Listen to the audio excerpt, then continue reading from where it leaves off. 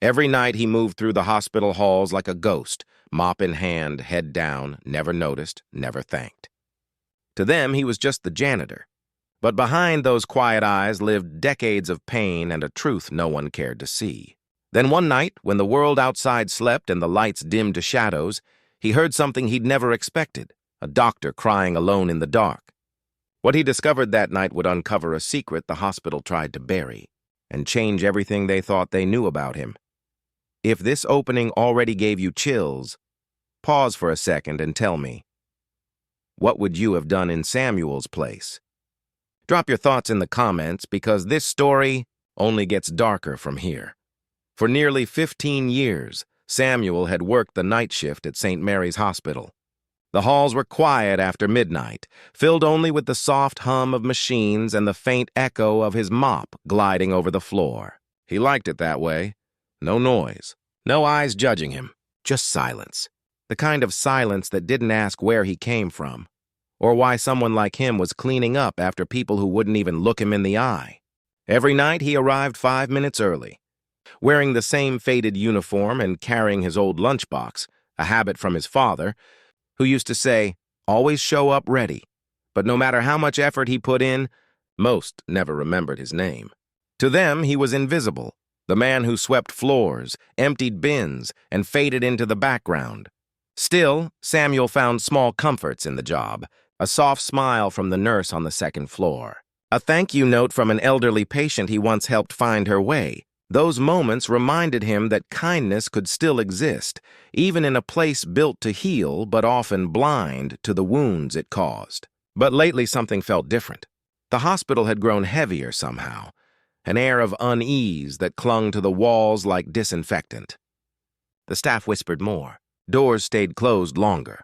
And though Samuel couldn't explain it, he could sense it. Something dark was hiding behind those sterile white walls. He just didn't know that soon. He'd be the one to uncover it.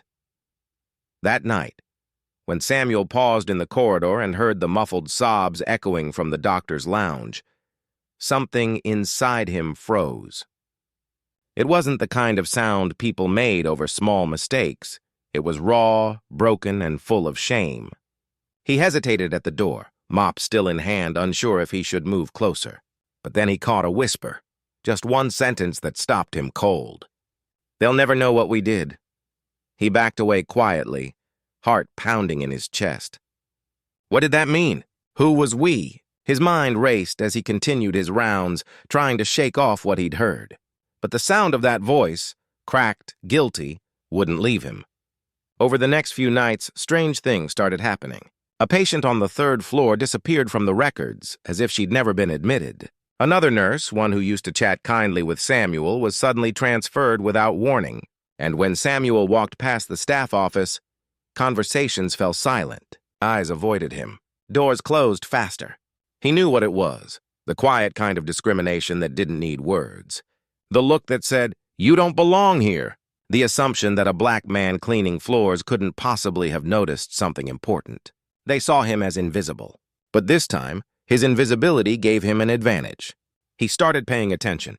One night, he found a sealed bag in the trash outside the restricted lab. Curiosity got the better of him. He shouldn't have opened it, but he did. Inside were stained gloves, broken vials, and a small tag with a patient's name he recognized. The same patient who'd disappeared from the system days ago. Samuel's stomach twisted. He didn't know exactly what had happened, but he knew one thing: it wasn't right. Someone had done something terrible, and everyone was pretending it never happened. He thought about going to security, but then he remembered the last time he tried to report something, a missing wheelchair from the storage unit. They laughed in his face, told him to focus on cleaning, not causing trouble. Still, the image of those gloves haunted him. The way the doctor's voice had cracked. The erased names. It was all connected. If you're still watching right now, stay with me, because what Samuel finds next will change everything. You'll want to hear what happens behind that lab door.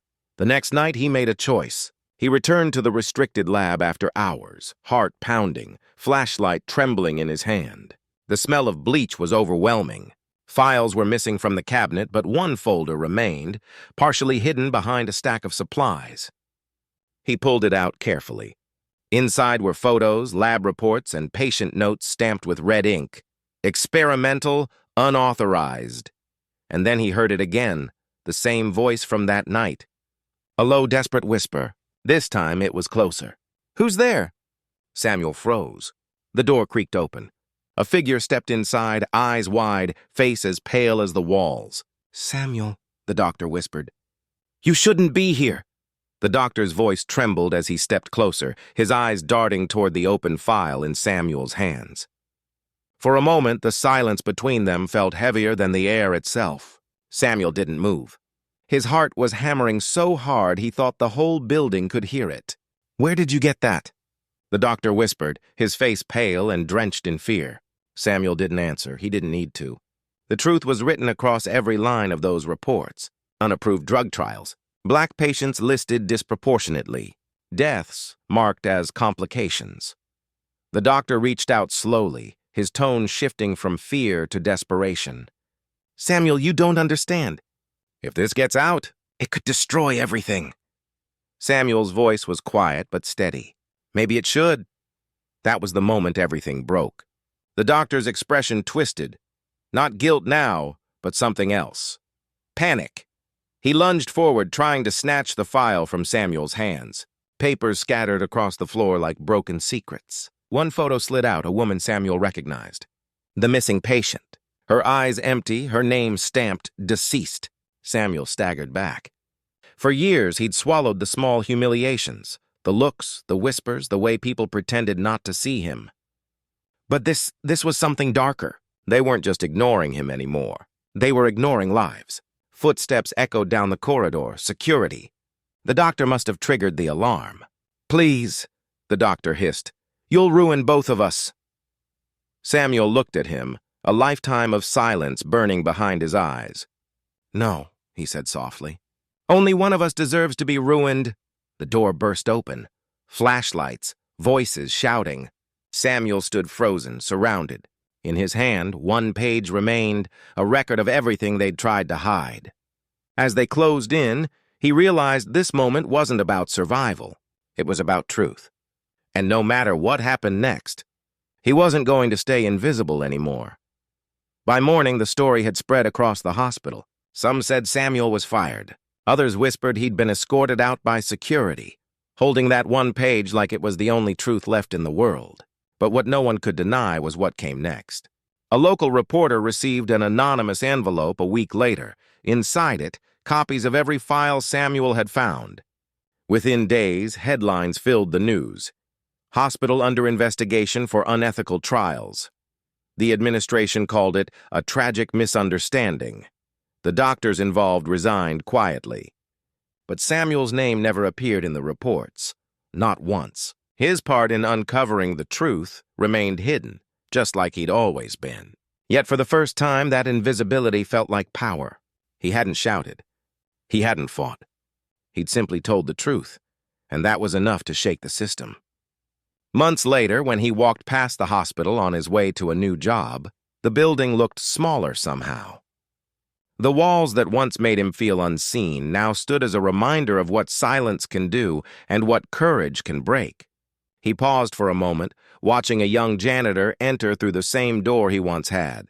The boy nodded politely, unaware of the history that had walked those halls before him. Samuel smiled faintly and whispered to himself, "Keep your eyes open, son." Because this story was never just about one man in a quiet hallway. It was about every person who's ever been overlooked, underestimated, or silenced because of the color of their skin.